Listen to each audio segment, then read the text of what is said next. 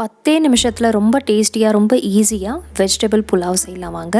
Welcome to Kayu's kitchen. இன்றைக்கி நம்ம சேனலில் 10 மினிட்ஸில் ரொம்ப ஈஸியாக ரொம்ப டேஸ்டியாக குழந்தைங்களுக்கு லஞ்ச் பாக்ஸில் கொடுக்கறதுக்காக சிம்பிளான ஒரு ஈஸியான ரெசிபி செய்ய போகிறோம். வெஜிடபிள் புலாவ் செய்ய போகிறோம். 10 நிமிஷத்தில் செய்யலாம் வாங்க.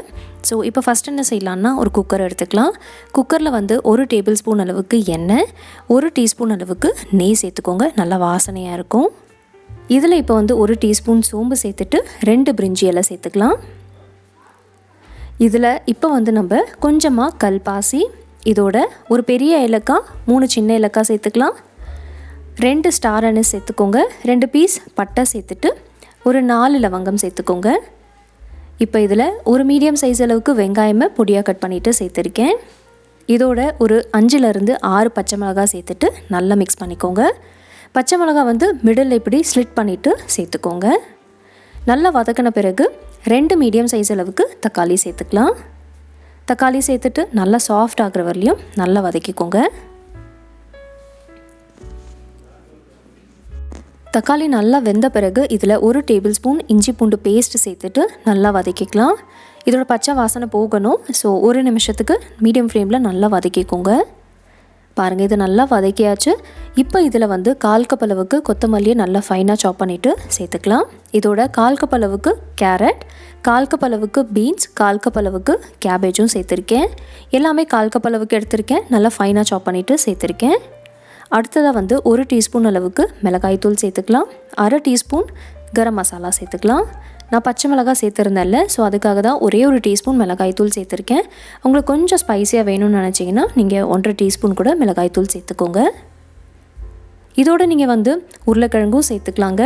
உருளைக்கிழங்கு, அதுக்கப்புறம் காலிஃப்ளவர், பச்சை பட்டாணி எது வேணும்னாலும் சேர்த்துக்கோங்க. பாருங்கள், இப்போ நல்லா மிக்ஸ் பண்ணிட்டேன். நல்லா மிக்ஸ் பண்ண பிறகு இதில் வந்து நம்ம ஊற வச்ச அரிசி சேர்த்துக்கலாம். 1 கப் அளவுக்கு நார்மல் ரைஸ் தாங்க ஊற வச்சுருக்கேன். சோனா masuri ரைஸ் எடுத்திருக்கேன்.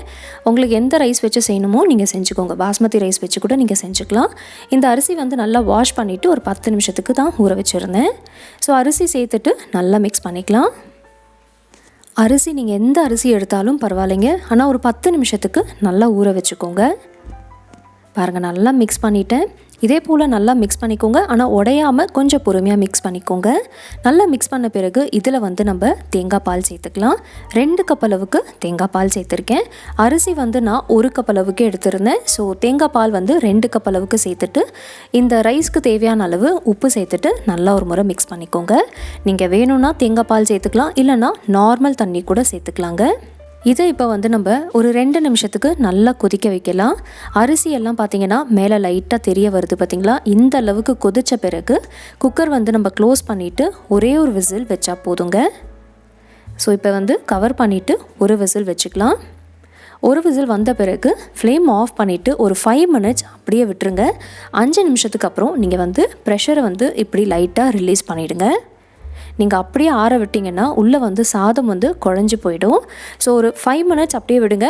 5 நிமிஷத்துக்கு அப்புறம் இதே போல் ப்ரெஷரை வந்து லைட்டாக ரிலீஸ் பண்ணிவிட்டு அதுக்கப்புறம் நம்ம வந்து குக்கரை ஓப்பன் பண்ணிடலாம். பாருங்கள், நம்மளோட தேங்காய் பால் வச்சு வெஜிடபிள் புலாவ் ரெடி ஆகிடுச்சு. நீங்களும் இதே ஸ்டெப்ஸ் ஃபாலோ பண்ணி கண்டிப்பாக ட்ரை பண்ணி பாருங்கள். இந்த மாதிரி நீங்கள் வெஜிடபிள் புலாவ் செஞ்சு கொடுத்தீங்கன்னா குழந்தைங்க வந்து கேட்டு வாங்கி சாப்பிடுவாங்க. இதுக்கு வந்து நீங்கள் சைட் டிஷ்ஷே செய்ய தேவையில்லைங்க. ரொம்ப டேஸ்டியாக இருக்கும், ஈஸியாகவும் செய்யலாம். குழந்தைங்களுக்கு வந்து லஞ்ச் பாக்ஸில் கொடுக்கறதுக்கு 10 நிமிஷத்தில் ரெடி பண்ணிடலாம். என் வீடியோ பிடிச்சிருந்துச்சுன்னா மறக்காமல் லைக் அண்ட் ஷேர் பண்ணுங்கள். இன்னும் நீங்கள் காயூஸ் கிச்சனுக்கு சப்ஸ்கிரைப் பண்ணலன்னா ப்ளீஸ் சப்ஸ்கிரைப் பண்ணிக்கோங்க.